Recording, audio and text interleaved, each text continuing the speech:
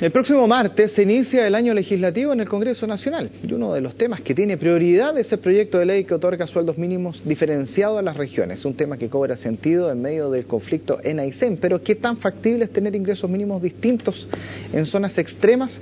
Vamos a profundizar sobre este tema y nos encontramos con la diputada Carolina Goich, una de las impulsoras justamente de este proyecto en el Parlamento. ¿Cómo está? Muy bien, gracias. A ver, ¿cuál es la factibilidad técnica y política de que esto vaya a resultar? Mira, yo te diría, el tener sueldos mínimos diferenciados, es un anhelo de hace mucho tiempo en las regiones extremas, que tiene que ver más que con un sueldo mayor, con igualar el poder adquisitivo que tienen las personas que viven en zonas extremas donde, yo te diría, los estudios que manejaba el Ministerio de Hacienda, que siempre son los más rigurosos, ¿no es cierto?, siempre han señalado que en Magallanes, por lo menos, Aysén, la vida es un 25% más cara. Eso es lo que uno dice, tiene que haber entonces un piso de salario garantizado que sea también un 25% más alto al menos. Esto en nuestro país, tú sabes que los salarios, el sueldo mínimo lo fija el presidente, o sea, el presidente tiene la autoridad para tramitar ese proyecto. Y nosotros lo que hemos hecho es de alguna manera por la vía de una reforma constitucional, establecer ahí la obligatoriedad que cuando el presidente fija o establece el salario mínimo, ¿no es cierto?, cuando envía esa ley al Congreso, tiene que tomar en cuenta los parámetros que permitan garantizar esta nivelación del poder adquisitivo de la gente. Es una propuesta que nos ha costado sacar adelante. Yo quiero ser muy franca, esta ha sido iniciativa de un grupo de parlamentarios. No hemos contado con el apoyo del gobierno. Ahora, respecto a eso mismo, nos ha costado, y se ha costado en un momento tan coyuntural como ahora, uno dice, pero ¿cómo entonces? ¿Qué es lo que pasa acá? Porque digamos que el tema de la Aysén no es algo que haya nacido ahora, viene hace años. O sea, personalmente estuve hace 6, 7 años atrás y los problemas eran los mismos que los que hay ahora en Coyhaique, en Puerto Aysén, el tema de educación, el tema de la salud, en Chile Chico, las embarazadas que no tienen hospital donde hay anestesistas, en fin. Es un problema que viene hace años. Lo que sucedió también en Punta Arenas, en Magallanes, eso, el año pasado. Viene hace mucho rato. Entonces, ¿qué es lo que se espera para que resoluciones, ya sea esta u otra, lleguen definitivamente a la región? Yo creo que los hechos nos están dando la razón en el debate que hemos tratado de dar en el Parlamento. O sea, este país no resiste la centralización.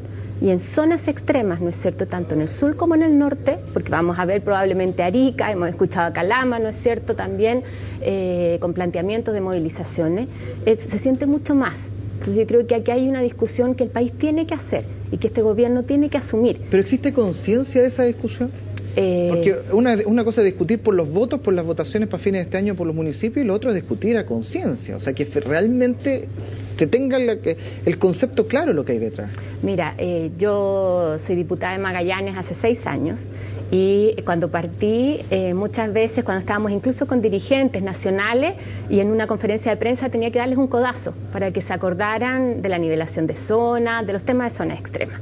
Yo creo que y esto ha sido un trabajo conjunto y donde también los actores locales han sido relevantes, hemos puesto el tema en el tapete. Hoy día lo hace Aysén con fuerza y lo hace en forma transversal.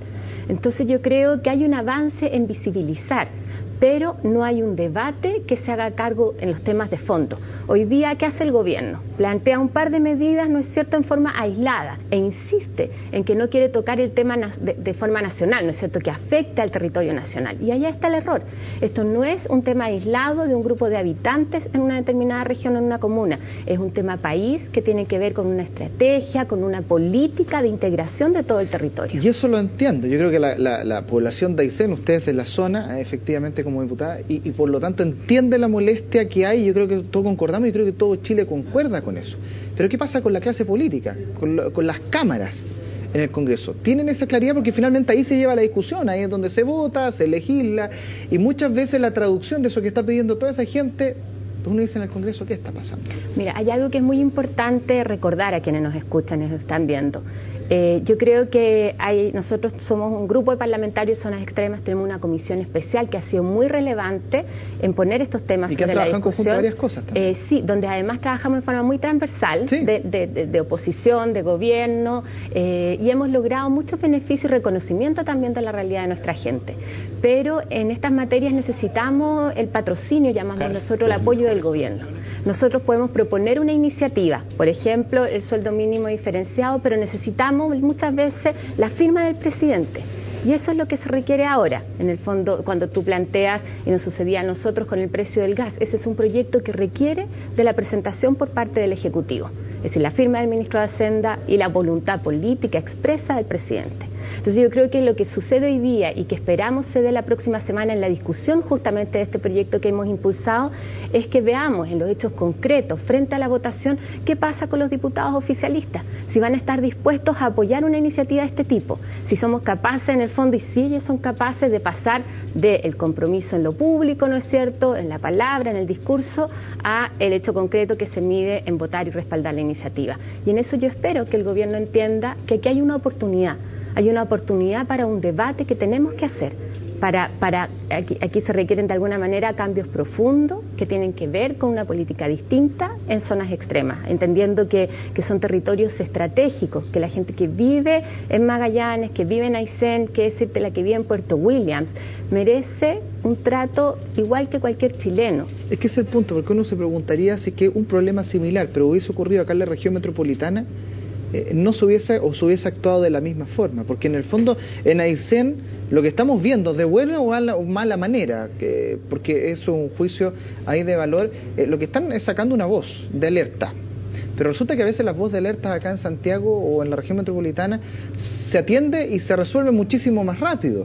Entonces por eso le pregunto el tema de la conciencia. Aquí se hace como porque realmente se cree en las zonas extremas y hay que descentralizar, o porque aquí está la calculadora pensando aquí para más adelante. Bueno, nosotros siempre decimos en el caso de Magallanes somos el 1% de los votos y muchas veces nos han medido como solo el 1% de los votos. Pero hay elecciones que se han ganado por un voto, o donde ese 1% puede ser definitivo. Entonces ahí cuando uno dice cada ciudadano tiene igual valor y eso es lo que exigimos. Y yo creo que lo que hoy día sucede en Aysén, la transversalidad de este movimiento, escuchábamos hoy día la declaración del obispo Infanti señalando que aquí el gobierno tiene que sentarse y escuchar, ¿no es cierto? Y el diputado Horvath, que también ha tenido una posición. Horvath, y ayer veíamos a los diputados en conjunto, ¿no es cierto?, y senadores. Este es un movimiento transversal y yo creo que el gobierno se equivoca una vez más cuando trata de caricaturizarlo, señalando que aquí hay un interés político que está manipulado. Es no entender, no escuchar lo que está señalando la gente de Aysén, lo que está señalando la gente de zonas extremas, los habitantes de este país.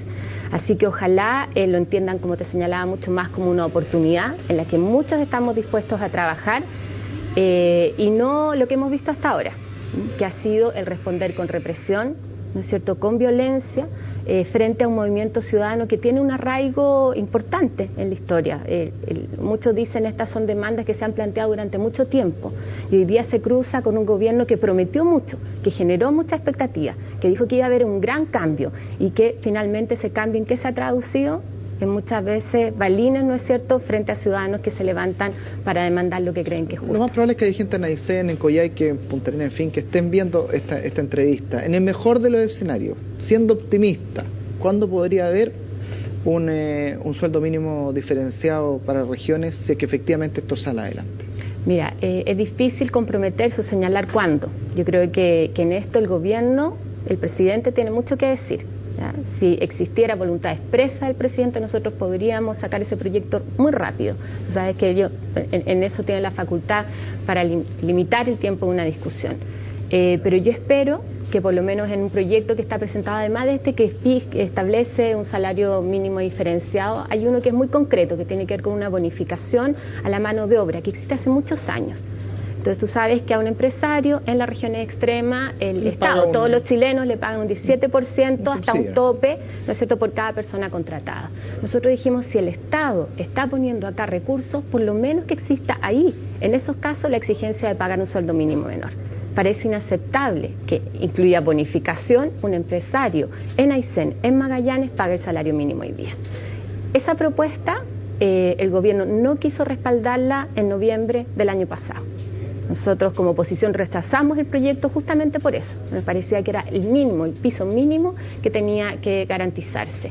Yo espero que ahora en marzo la historia sea distinta. y que el gobierno entienda que lo que veníamos planteando tiene un sentido y de alguna manera va a permitir avanzar en este debate más de fondo que yo creo que tenemos que dar. A ver, son las 10:44, tenemos que poner final a la entrevista, pero quiero aprovechar que está acá para hacer una pequeña pregunta.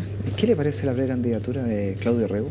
A mí me parece muy bien que todos los que quieran ser precandidatos lo manifiesten. Creo que eso es fantástico y que nos tiene que servir. ¿Que lo manifiesten o que lo lleven a cabo? Que lo manifiesten, lo lleven a cabo. Hoy día Claudio Rego, ayer fue Jimena Rincón en el caso de la democracia cristiana, puede ser que mañana estén otros, y que ojalá hagamos un debate que nos permita justamente proyectar estos temas que yo siento que están pendientes en la agenda nacional, los de la descentralización, para ver cuál va a ser nuestro programa figura, finalmente. ¿A Claudio Rego cómo lo ve como figura política futura, presidencial? Yo creo que él tiene una tremenda experiencia en terreno y que es muy importante. Lo que señala el alcalde, que está, ¿no es cierto?, en contacto directo con la población, y creo que ahí hay toda una perspectiva y experiencia de trabajo que puede ser muy interesante. Muchas gracias. Gracias.